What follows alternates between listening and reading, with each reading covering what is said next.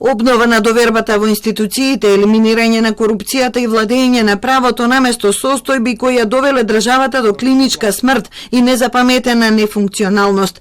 Вакви ветувања изнесе пред пратениците мандатарот Христијан Мицкоски. Мора да постигнеме раст на бруто домашниот производ до 5% годишно.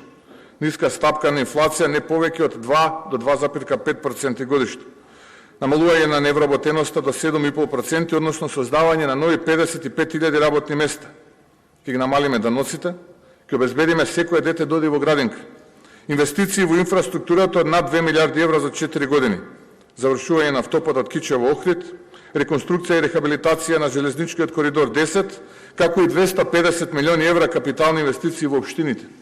Државата треба да му ја вратиме на народот, рече Мицкоски. Најави дека работата на сите предложени кандидати за министри за јавни функции ќе бидат предмет на постојана ревизија и евалуација. Побара поддршка и од опозицијата. Вие ќе имате мојата подадена рака да седнеме и да разговараме за сите отворени и важни прашања. Важни прашања за граѓаните. Јас ќе се однесувам со должна почит кон вашите предлози. И не очекувајте политички хајки, затоа што нема да го трошам времето на тоа што го трошевте вие.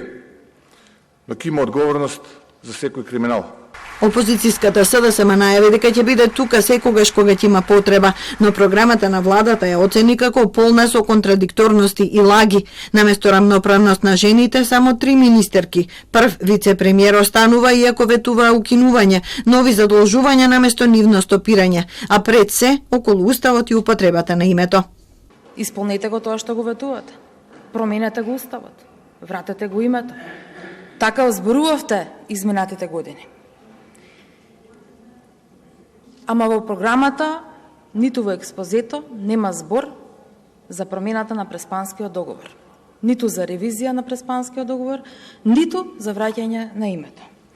Исто како што го избришавте името Македонија од вашиот статут, така подеднакво ќе биде игнорирано.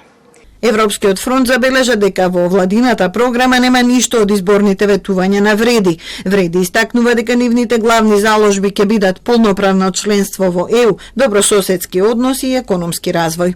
Отстранување на формацијата 20%, значи дефинирање како на два народа во држава. Да оставим дека правичната застапеност и балансирот ќе го тргнат. Комисија за разгледување на монтираните случаеви. Нашето ангажирање во оваа програма е поврзана со економската стабилност, подобриот животен стандард, зголемување на капацитетите за работната сила, со образование, како и отворање на нови работни места. Левица гледа само 10 добри работи, а и тие биле препишани од нивната програма. Во целата програма зборот работник го имате спомнато само 2 пати, зборот синдикат 0 пати и од тука знаете веќе дека на ДПМН газдите и коморите ќе им бидат нивните советници и затоа тие ќе прават бизнис рај, а ќе прават работнички пекол. Приложуваат одредени колеги тука на ликот на цртаниот филм со Душко Дугушко, а со ролот на Витез Која, а со ставовите на Че Гевара, мислам дека не вреди тука да ги покажуваме. Владата ќе брои 24 члена, вклучувајќи го премиерот. 15 од нив се од ВМРО ДПМН, 6 од Вреди и 2 од Знам. Треба да биде избрана по дводневна расправа до утре на полноќ. За неја треба да гласаат најмалку 61 пратеник.